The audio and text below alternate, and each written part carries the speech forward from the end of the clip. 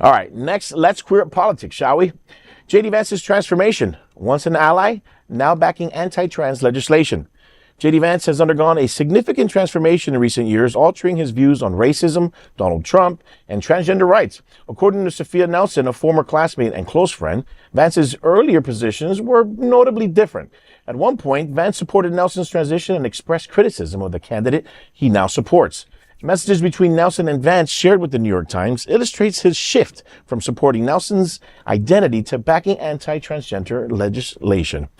A 2016 exchange includes Vance apologizing to Nelson for misidentifying her as a lesbian in his book, Hillbilly Elegy.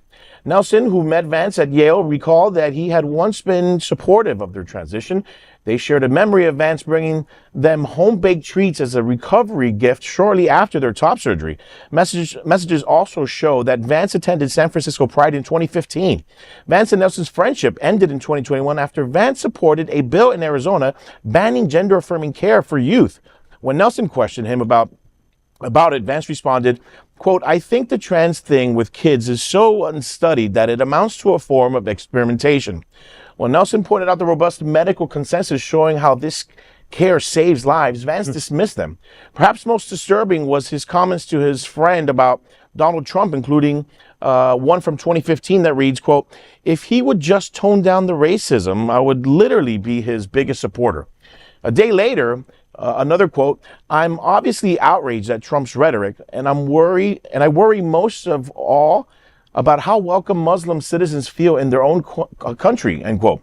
Other messages called the former president a, quote, "disaster," with one stating, quote, "He's just a bad man." Now, it's funny because a lot of Republicans do this. Trump does this where they kind of they clone themselves or they mold themselves to the party. And it seems like, recently on Fox News and such, I hear them kind of they say the Republican Party is a party of values, and I think J.D. Vance kind of took it too far by trying to create a family with a couch. And so now he's a liability. So now they're saying he's a liability to them. And I don't even think Trump wants him on his team, on his side as a VP anymore, because it seems like all these weird comments are coming out of his mouth at these kind of conventions. And so I don't know. I think it's going to be a problem for him in the near future.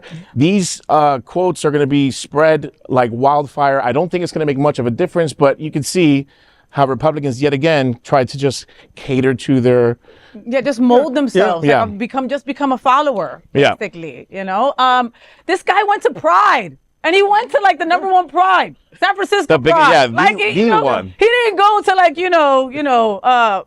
didn't go to some little ass borough or something Pride. He went to a big ass Pride, right?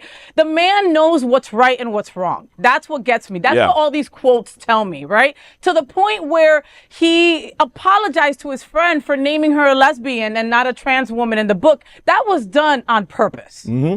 For sure. He definitely wasn't ready to mention that he had a trans friend, and that's how that went, Yes, keep him away from all the couches, though. I heard the couch is now called a love seat. It's his love seat. Oh my God! I'm just surprised that Trump didn't do more research beforehand. I mean, again, Trump can say or do anything he says or does, and the followers still are, cognitive dissonance, and they just still follow. Well, this came even after. I mean, I think like he made a statement saying you should be taxed more if you don't have children. Oh my God! Because you don't have a stake in the future. Yes. Childless cat lady, that's me. Thank you so much. Yeah. I mean, and more of that shit's gonna come out, John. And like again, have you seen that meme where it's something about Trump deciding who his vice president is? So he just basically takes off the P and the E for Pence and adds JD, right? Because he's like, he didn't want to change all the signs, right? That's why. And I see kind of that right now because it's like, you didn't do your homework. You didn't know that he was at Pride. You didn't know he has trans friends. Like, I'm just surprised that, like,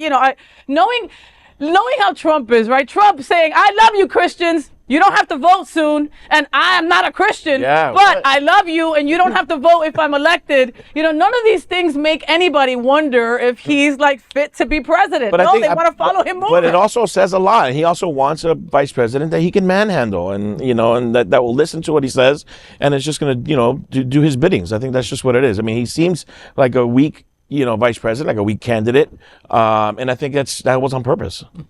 Like everybody else, he might get fired too, like Trump fires everybody else. Also that. Yeah. Like Right, but- 75% no, right, of but you're his right. cabinet. Yeah. But you're right. He's got 4 months. He's got less than 100 days, right? He Yeah. can still fire and go, I made a mistake. Let me erase Next. that. Who else can sign up that has the NCE What at the rhymes end with of their name, Vance? please? Yeah, what rhymes with Vance? Just saying.